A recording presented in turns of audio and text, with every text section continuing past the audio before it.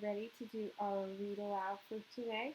The last time we left August, he was just getting to know his first teacher, Miss Petosa, and he was having a hard time getting along with everybody.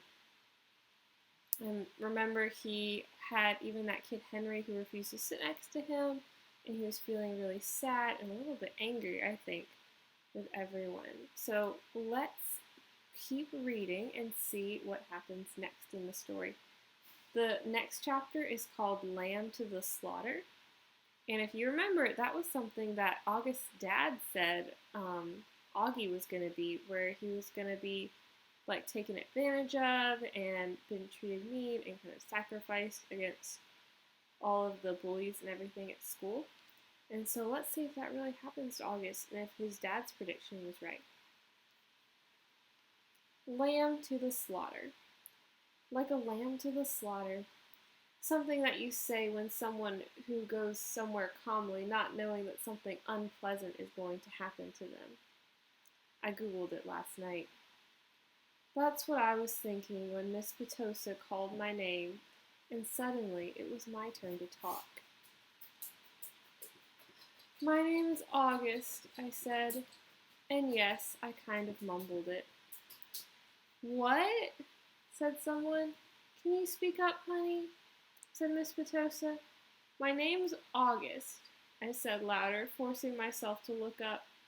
I have a sister named Via and a dog named Daisy, and, that's it. Wonderful, said Miss Petosa. Anyone have questions for August? No one said anything. Okay, you're next, said Miss Petosa to Jack. Wait, I have a question for August, said Julian, raising his hand. Why do you have that tiny braid in the back of your hair? Is that like a Padawan thing? Yeah, I shrugged, nodded. What's a Padawan thing? Said Miss Petosa, smiling at me. It's from Star Wars, answered Julian. A Padawan is a Jedi apprentice. Oh, interesting, answered Miss Petosa, looking at me. So, are you into Star Wars, August? I guess, I nodded, not looking up because I really wanted to hide and slide underneath the desk. Who's your favorite character? Julian asked.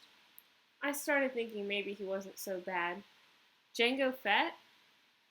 What about Darth Sidious, he said. Do you like him? Okay, guys, you can talk about Star Wars stuff at recess, said Miss Petosa cheerfully. But let's keep going. We haven't heard from you yet, she said to Jack. Now it was Jack's turn to talk, but I admit, I didn't hear a word he said. Maybe no one got the Darth Sidious thing, and maybe Julian didn't mean anything by it at all. But in Star Wars Episode 3, Revenge of the Sith, Darth Sidious' face gets burned by the Sith's lightning and becomes totally deformed. His skin gets all shriveled up and his whole face just kind of melts. I peeked at Julian and he was looking at me. Yeah, he knew what he was saying. So, I think Julian was trying to bully August in a way that the teacher wouldn't understand. And I think that August sort of felt that way and felt hurt and bullied by it. What do you think? Okay, the next chapter is called Choose Kind. There was a lot of shuffling around when the bell rang and everybody got up to leave. I checked my schedule and it said my next class was English, room 321. I didn't stop to see if anyone else from my homeroom was going that way. I just zoomed out of class and down the hall and sat down as far from the front as possible. The teacher, a really tall man with a yellow beard, was writing on the chalkboard. The kids came in laughing and talking in little groups, but I didn't look up. Basically, the same thing that happened in homeroom happened again. No one sat next to me, except for Jack, who was joking around with some kids who weren't in our homeroom. I could tell Jack was the kind of kid that other kids like. He had a lot of friends. He made people laugh. I think August might be a little bit jealous of Jack and his ability to make friends. When the school bell rang, everyone got quiet and the teacher turned around and faced us. He said his name was Mr. Brown, and then he started talking about what we would be doing with this semester. At a certain point, somewhere between A Wrinkle in Time and Shen of the Sea, he noticed me, but kept right on talking. I was mostly doodling in my notebook while he talked, but every once in a while I would sneak a look at the other students. Charlotte was in this class, and so were Julian and Henry. Miles wasn't. Mr. Brown had written on the chalkboard in big block letters, Precept, precept. Okay, everybody, write this down at the very top of the first page of your English notebook. Y'all have English notebooks. As we did what he told us to do, he said, okay, so who can tell me what a precept is? Does anybody know? Nobody raised their hands.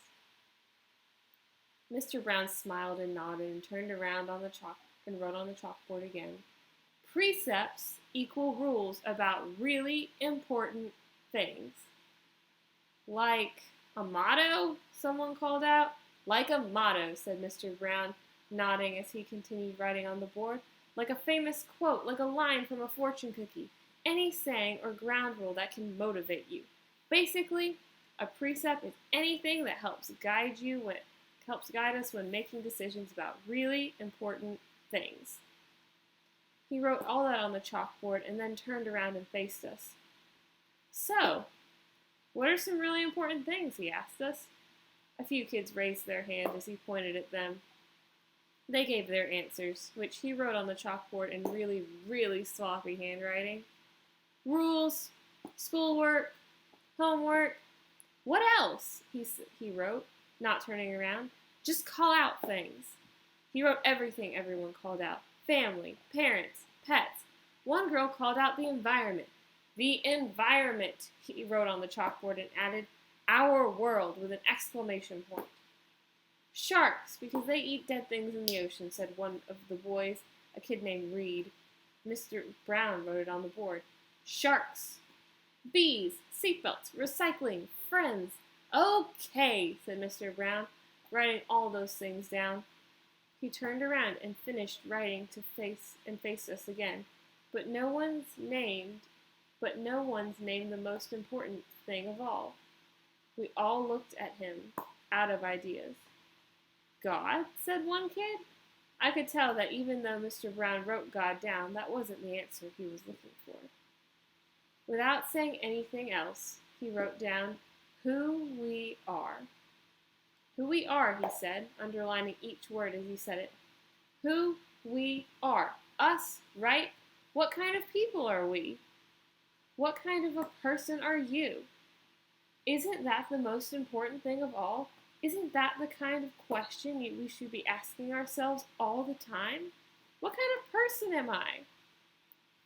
Did anyone happen to notice the plaque next to the door of the school?